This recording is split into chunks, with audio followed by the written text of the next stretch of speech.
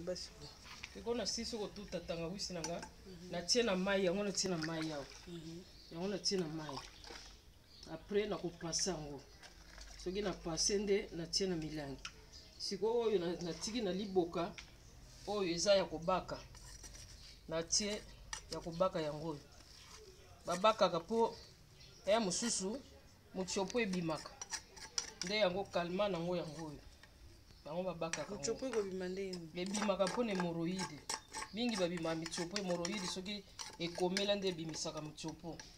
yango na batiaka mpe lisuna ya kobaka soki kotongolokoka te koyude kobaka mpe yango nasali mpe na oyo ya kobaka yango kosala yango ndenge nini kaka monene bongo okoti obiongo kosala yango okosala mwa babulu moko ya mike mike ale ozokotisa na se ya nisi babulu yango ya mike mike botiaka ezwa malili ukoma koyi mpe kokotia mpe ezwi nango malili sikoyo mpo epesi okobanga te soko otiango malili nde ezalaka esulageaka mwa moke ediminaka gaz mpona komela na kobaka nini ezalaka bien kobaka ezalaka nécessaire parce que eza tout droit ya nisi mais sikoyo oyo ya komela nde etardaka mingi ewumelaka mingi mpo ekende kokita ntina nisi kuna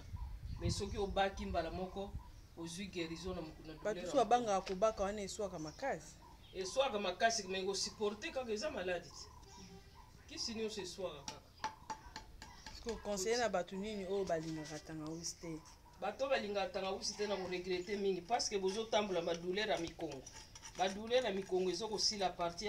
ya batangawisi eza biloko na biso ya bokoko même ozotiaka noka ya mundele me ope ya bokoko eza nécessaire babi ya bokoko eza na dose te est-ce que yo osali eza na dose te kasi nga moko nayebi dosage okomelelaka ngo sikoyo neti ya komela okomela mpe demi verre na tongo demi verre na pokwa eza nango na dosage ça dépend ya bato mosusu parce que excès soki eleki ye moko adouble atie verre mobimba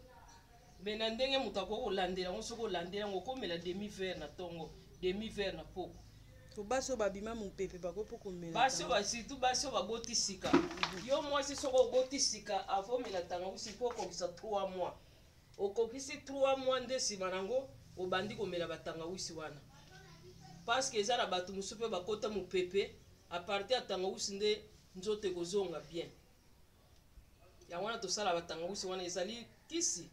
ndenge kisi ya ndele ezali mpe yo nde ya bokoko